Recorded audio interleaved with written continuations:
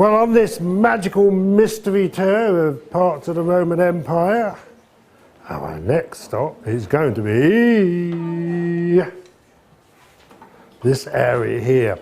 Well, this is roughly the Roman province of Syria. It ties up to a certain extent with modern Syria, but of course includes ancient Syria, including the Lebanon, Palestina, Judea. Syria becomes Roman, becomes part of the Roman Empire, 64 BC. Judea, Palestina. Under Augustus, it's given its freedom, and it's taken back under Claudius. Arabia down here becomes a province under Trajan. This area has got some really fantastic preserved Roman architecture. Some of you have been to these sites, so you'll know them quite well. I'm going to start off with Baalbek, Heliopolis, which is just inside the border with modern Lebanon today from Syria. Baalbek, Baal means the god or the great god. Beka is the name of the river that goes through the valley here. Baal Hadad is actually the name of the god. He was considered to be a local version of Zeus or the sun god.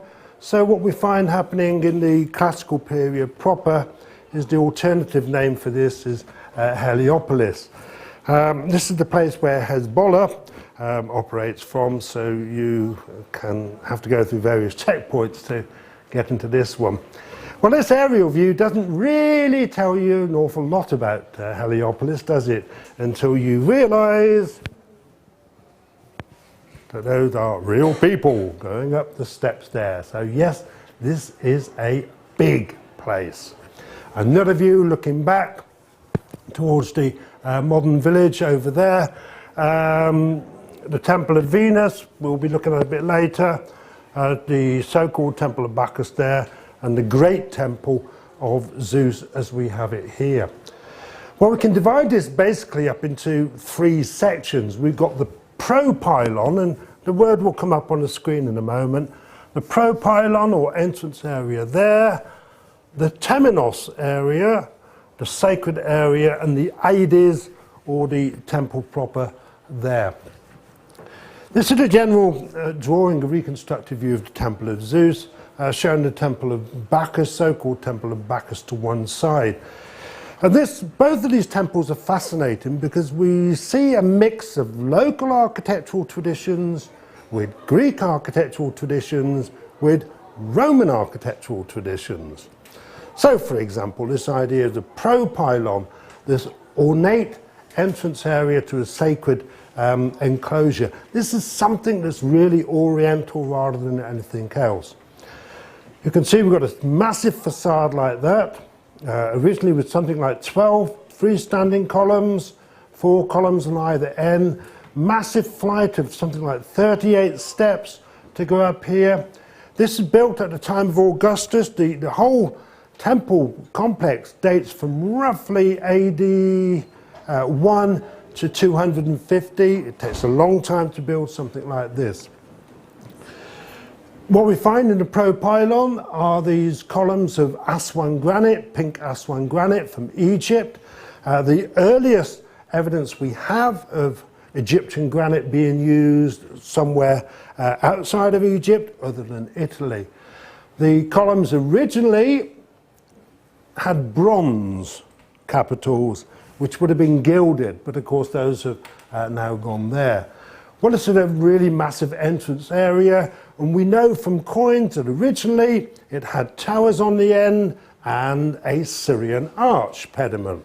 This is a coin of Julia Domna, the wife of the Emperor Septimius Severus, shown in a temple facade, and its peculiar mix of characteristics.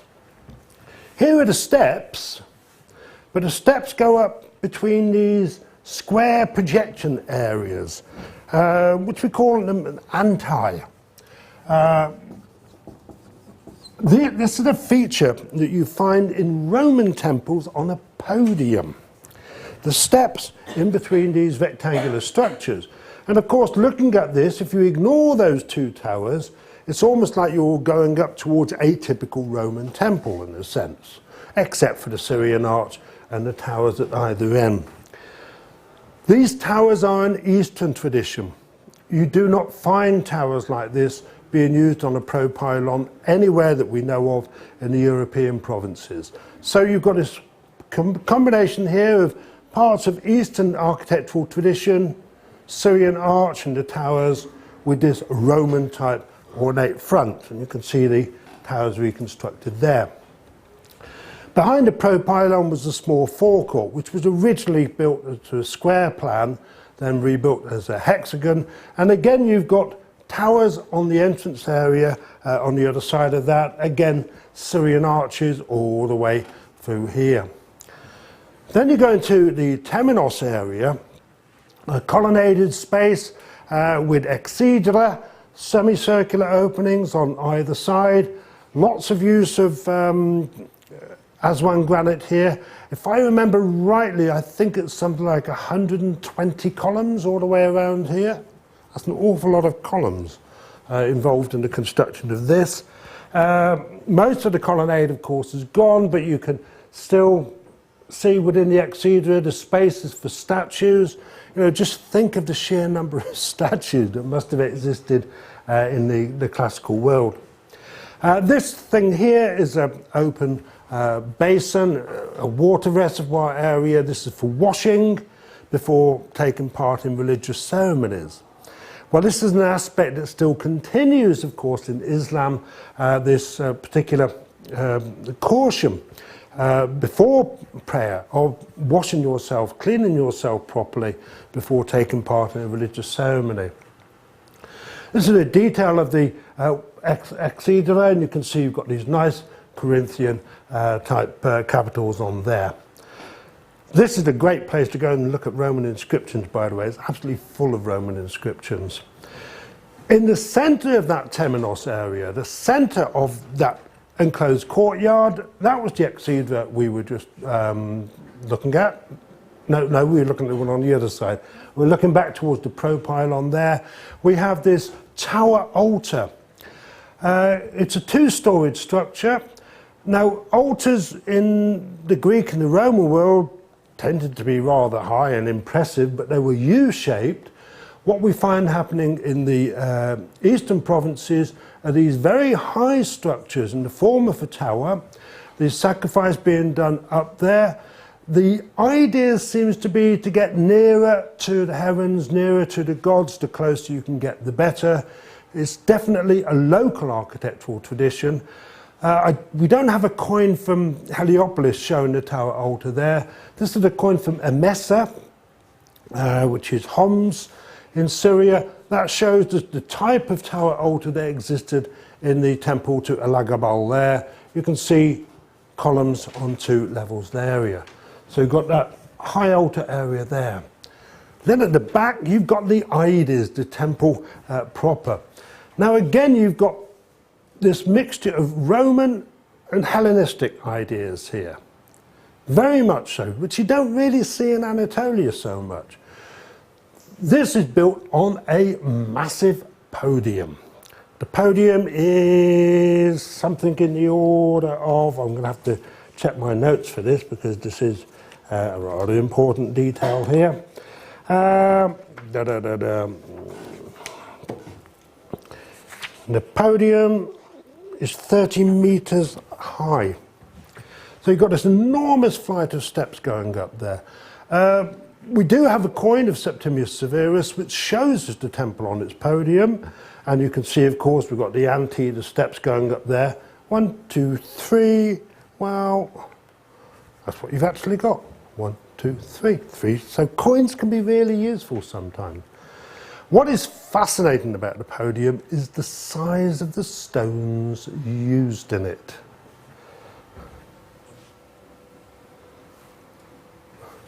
You think those are big?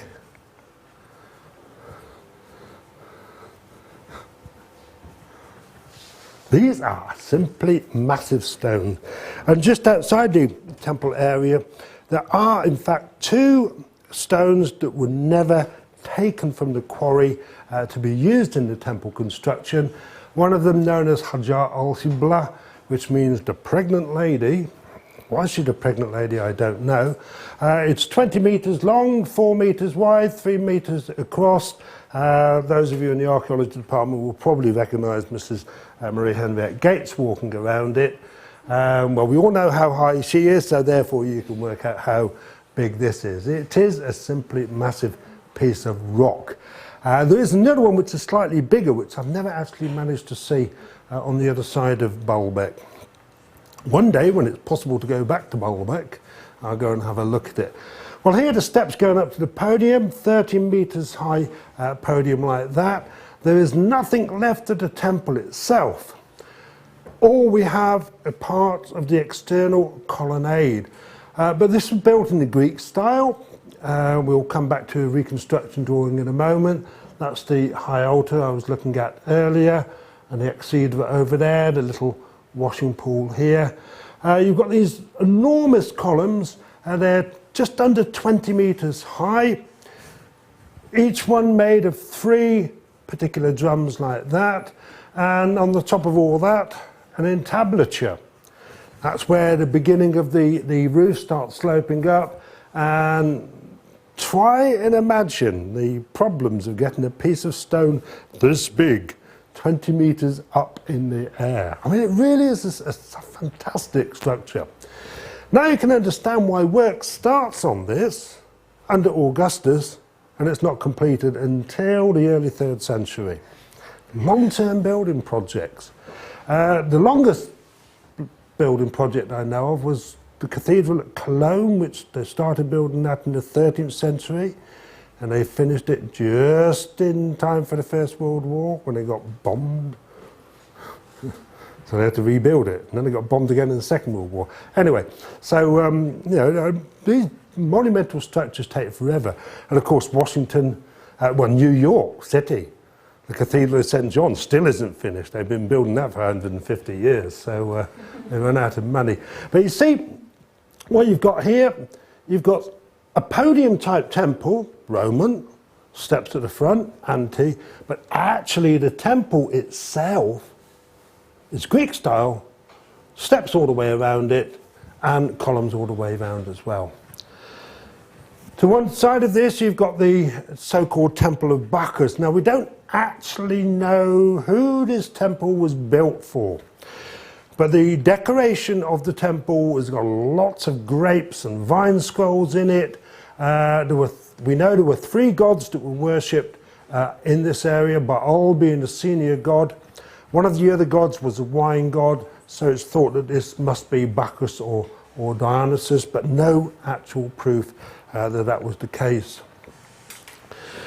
This is very well preserved, except the only annoying thing is the side that's preserved is the side that's always in the shade. It's always on the north side, so you can never get a very good photograph. But you can see, again, we've got a podium.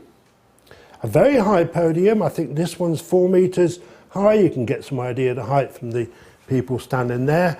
Greek type, in the sense of columns going all the way around it.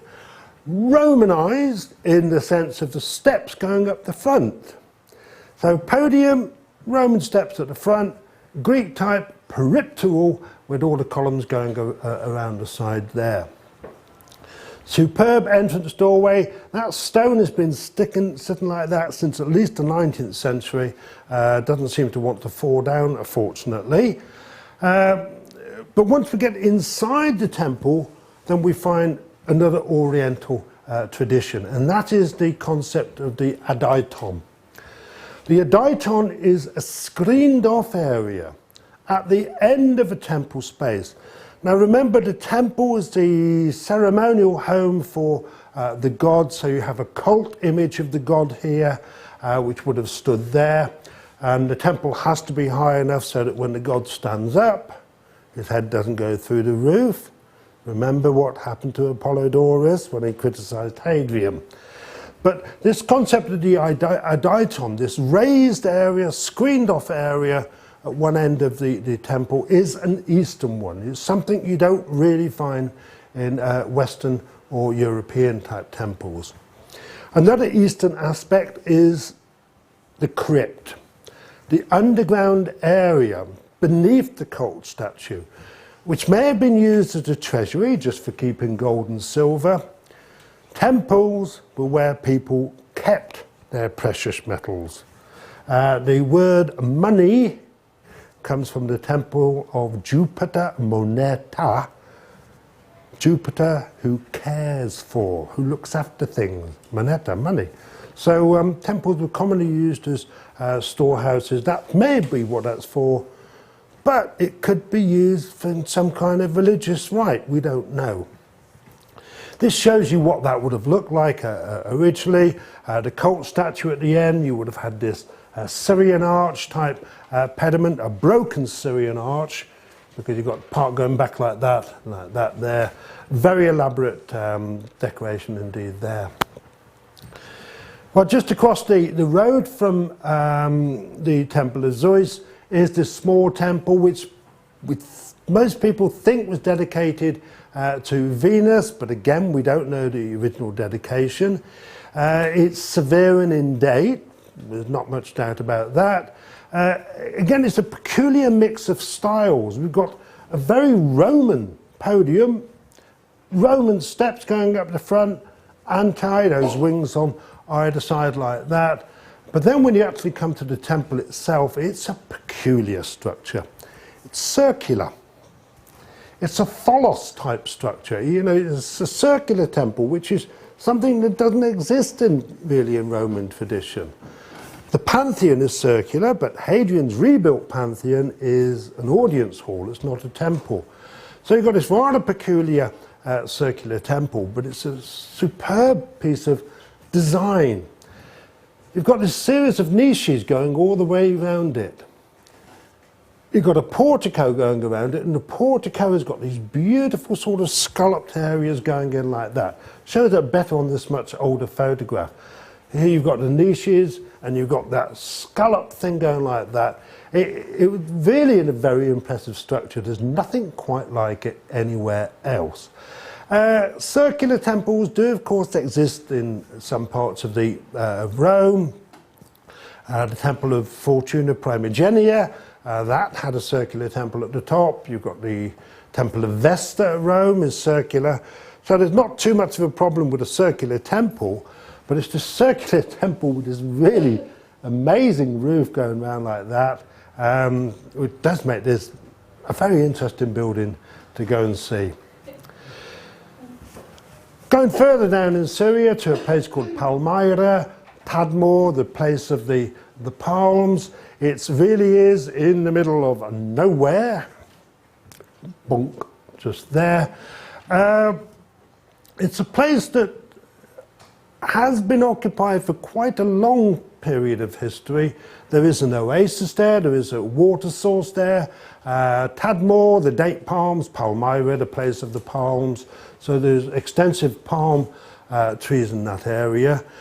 It does have evidence of Hellenistic settlement, but it's not until the Roman period that it starts to become important. It becomes especially important and rich under Hadrian, going down to Septimius Severus. The reason for this is quite simple. The main trade routes between the west and the east, the cheapest way to operate a trade route is by water. If you use animals, you've got to feed them. You've got to buy things to give them food. A ship with a sail, 3 men, not much to pay. So most trade took a long way round, up into the Red Sea, up to Aqaba here. This trade route going up this way, controlled by the people of Petra. So we'd either go into Egypt or at Aqaba to Petra, which is just about there, then over to the coast, or the other way round. But with the Pax Romana, Tadmor starts to become more important. Before the Pax Romana, people would have to go up the Euphrates or the Tigris and cross over that way, come all the way up the Euphrates, cross over to Antioch, that sort of thing there.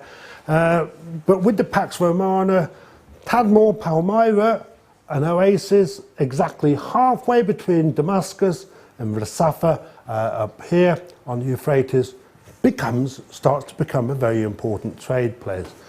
And just to make the point that there are date palms in the oasis at Palmyra. And there are not many visitors there at the moment either. Very few indeed. So you can probably get a really cheap hotel room. Nobody wants to go with me? Palmyra's safe. It's a long way away from anything. There's a prison there. The earliest settlement at Palmyra seems to have been over here.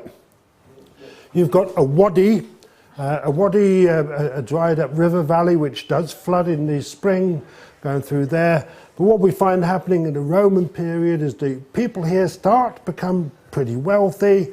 Settlement spreads over onto the east side, and beginning in the time of Claudius, a rebuilding of the Temple of Baal, the great god, at Palmyra. Here's a view of it right over there. You can see the date palms going off in the distance. Well, this again has got little bits of Roman, little bits of Oriental, little bits of Hellenistic, and some very odd bits as well connected to it. So you've got this enormous Temenos wall like this, which survives in incredibly good condition because until the 1930s there was still a village inside here. But then the French, who controlled Syria at that time, kicked the villagers out, so you can actually see the monument as it is. So you've got a Temenos wall. Well, it's a wall enclosing the sacred areas, not much more you can say than that.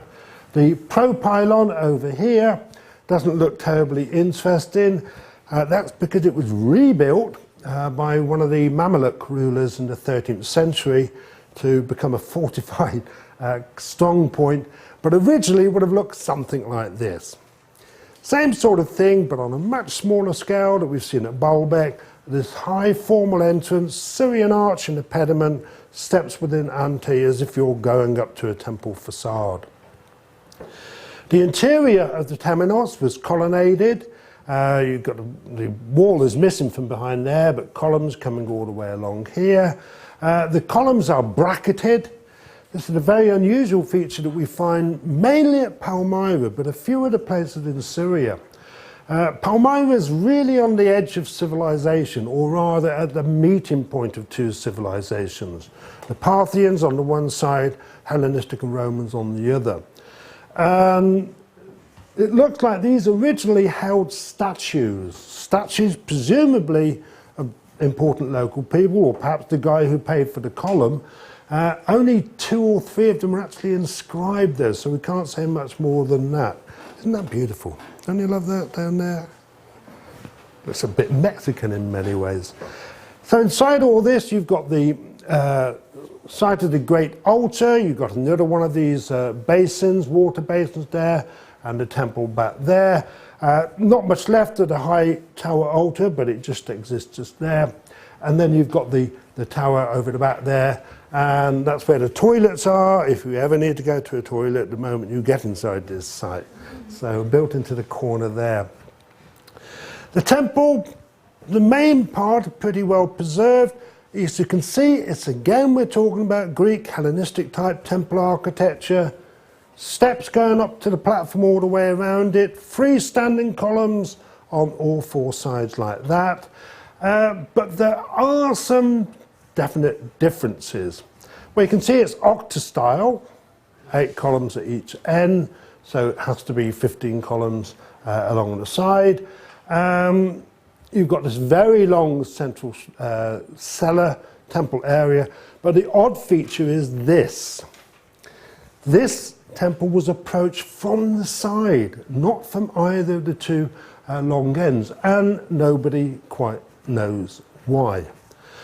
Analysis of the temple indicates that it did have these little tower structures on the top, the towers like we had on the propylon at Baalbek as well. Well, this is what the entrance area looks like today. Remember, all these holes here are where people at a later date have dug into the stone to get the iron and the lead from the clamps there. The other odd feature about this temple is that it has 2 adietons, stairways going up to the ceiling as well. So you've got quite why we've got two of these screened off areas, nobody's really come up with an explanation that satisfies everybody. In theory, this is a temple to one god, so there should only really be one Aditon, but in fact we do have the two here. I put this one on because when a drawing of this was first published in England, it started off a fashion in Regency architecture in the late 18th century. Everybody decided they had to have one of these in the centre of the ceiling. And of course we still have them today in many places, a ceiling rose as it's called. But the idea comes from Palmyra. So we start to see with the construction of the Temple of Baal over here, the development of an eastern suburb at Palmyra, indications of a regular street plan being laid out, an agora and a theatre complex, indications of greater wealth. This is in the 1st century, the end of the 1st century, certainly in existence by the beginning of the 2nd century. The tariff court is so called because an inscription found there gave a list of the tariffs, the taxes that had to be paid on things coming into Palmyra and going out of Palmyra, and that's dated to the time of Hadrian, so we know that this is pre-Hadrianic. It's an agora, a market area in this case, pretty definitely. Columns going all the way around it. Seems to be a separate dining area for the guys who make all the money, the camel traders and so forth. But then this really fascinating thing, to one side a theatre. You know, we want to be Roman, we've got to have a theatre. We have no tradition of theatrical shows. That's beside the point. We are going to be Roman. We must have a theatre. Voila. So you get this theatre, which is really very nice. In many ways, we're missing at least one more level, possibly two. It's fairly typical theatre for its period, with these little recesses going all the way along there. The wall here is not to keep the gladiators away from the public. It's to keep the ordinary people away from the posh people who would take their chairs along and put their seats down here. That's why they've got much wider ones. The ordinary people have to sit here with their cushions just like the rest of everybody else. So really a nice theatre. It is a Roman theatre. Perfect D plan, Roman type stage entrance here. Think back to our Spendos, you know, all those columns. A couple minor differences. Usually you would get 3 entrances, but you've got 5 here. But we won't worry about that too much. Under Septimius Severus, the decision is made to build a colonnaded street. Of course, by this time, this area was pretty well built up, so the colonnaded street actually has to go not in one continuous line. It takes sort of 3 distinct sort of steps. Where are we looking at the colonnaded street there? That's the wrong... Yeah, that's the right temple. So you've got the Temple of Baal there, so you can see how it sort of goes all over the place. Bracketed columns all the way along here. One of them certainly mentioning Queen Zenobia, and this wonderful little archway complex at one point there. Well, we're going to skip round here now. We're just going to go over to Africa, the province of Africa, created in the year 146, then under Augustus. This area here, known as Tripolitania, becomes part of the province of Africa. Tripolitania, the 3 cities, is a rather interesting area because all the settlements here were originally created by emigrants from Phoenicia, sailing out in the 6th and the 7th centuries BC. So you get any number of cities in this particular area which have got a long history. Well, Leptis Magna is the one to talk about because it ties in with Septimius Severus to a certain extent, but mainly because this is the best preserved out of all of the Libyan sites. I mean, there are others, Sabratha, for example, Bungem. There's some wonderful remains in the whole of Libya. Leptis Magna, under Augustus, decides to create a new street plan. So everything we see in this area here is part of a modification that was paid for by the people of Leptis Magna. There is a Leptis Minor, don't worry. There's not just one Leptis Magna, Leptis Minor. But at the time of Augustus, they decide they want to be Romans. So this was probably originally a colonnaded agora. But what we find happening is the construction of 3 temples here. Temple of Liber Pater, who is the Latin version of a wine god. North Africa, olive oil and wine exports to Rome. Temple of Roman Augustus. And a small temple here which may have been to Venus. It's not quite certain who that's to. But you can see from the plans of these, they're Roman. Well, this is an area in the Roman Empire where there is no strong Hellenistic influence beforehand, where there is no real strong local architectural tradition beforehand. So what do? Boom, they build Roman temples. High podiums, columns on 3 sides only, not all the way around. Etruscan type cellar at the back. In this particular case, the Temple of Liber Pater, you can see it's even divided into 3 at the back, like a Capitoline temple. And I do wonder if that's actually the proper identification of that. At the other end of the Forum Agora area, a basilica. A basilica which in plan is more or less the same as the one at Pompeii, the earlier basilica type. It's a Roman building. Over here, a curia, a senate house. It's the same basic plan as the Curia Julia in Rome. So it's all purely Roman influenced architecture here. When we look further into Leptis Magna, we start finding wonderful things like this, the Macellum, which was built round about 1 BC or AD 1, the marketplace. It's got a colonnaded enclosure, these 2 market offices inside it. Very similar to the one at Pompeii, but that only has 1 central office. But there is one at Puteoli in Italy, which has 2, just like this. This is Roman. I mean, you cannot get away from it. This is a Roman building. This is a weights and measures table, by the way, where you can check your weights and measures against. So we know that this has to be the market officials' office there. We look a bit further away from the Macellum area, we find a theatre, and look at the theatre, purely Roman. D-shaped Roman plan, usual 3 entrances in Roman theatres. There were 5 in the one at Palmyra, but 3 is the normal one. If you cast your mind back to the slide I showed you of Merida several weeks ago, Merida Theatre in Spain is more or less identical. So very typical Roman theatre, beautiful view over the sea there. Again, just like at Palmyra, you've got a screen wall that divides the seats of the really important people who are down there from the ordinary people back here.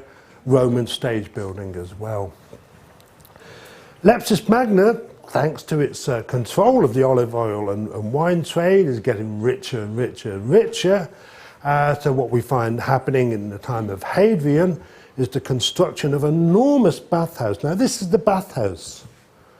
This is the 2nd or 3rd biggest bathhouse in Africa. The one at Carthage is, I think, the largest out of all of them.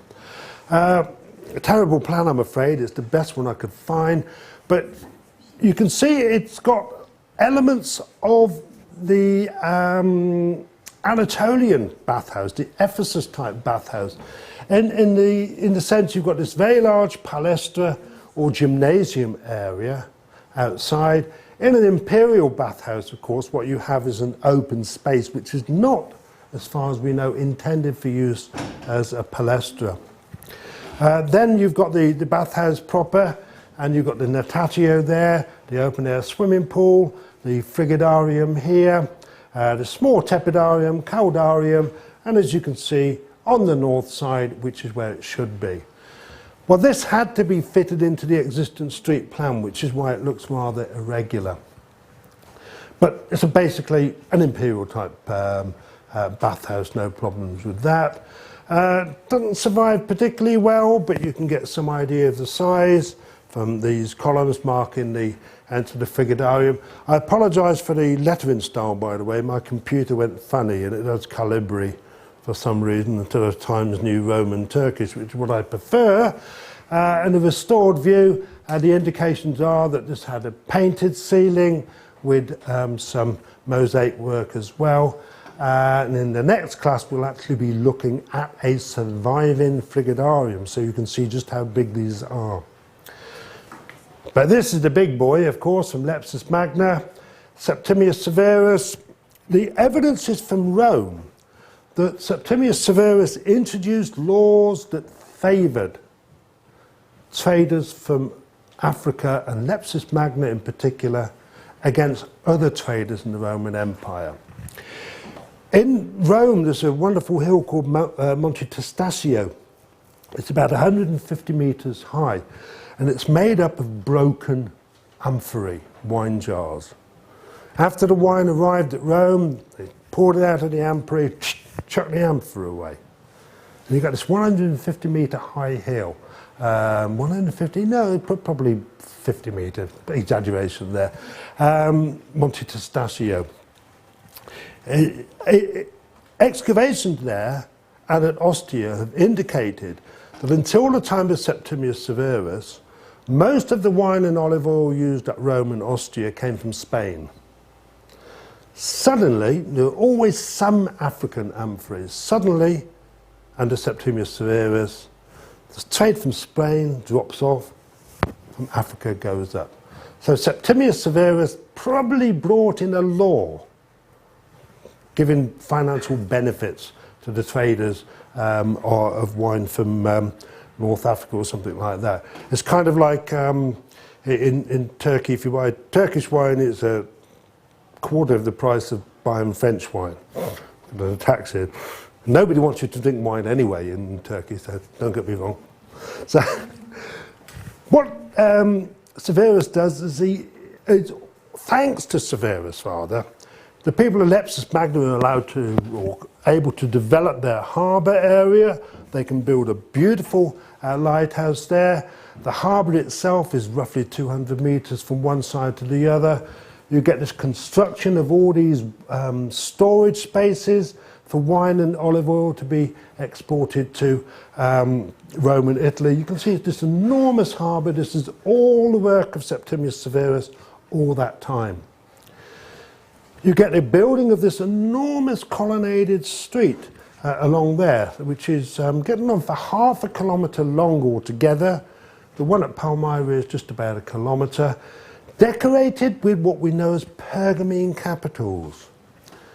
Pergamon is where most of these are found, so there's a suggestion that these may have been made by architects, builders brought in from Anatolia.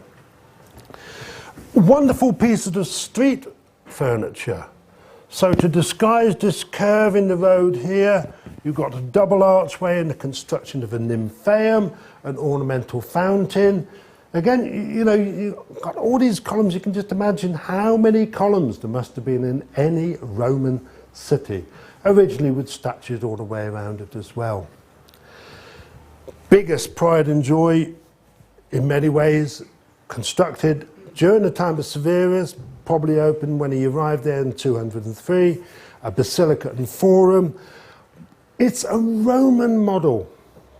Well, ignore the basilica at this part, but what you've got is an open colonnaded space with a temple at one end. Forum of Augustus, Forum of Julius Caesar.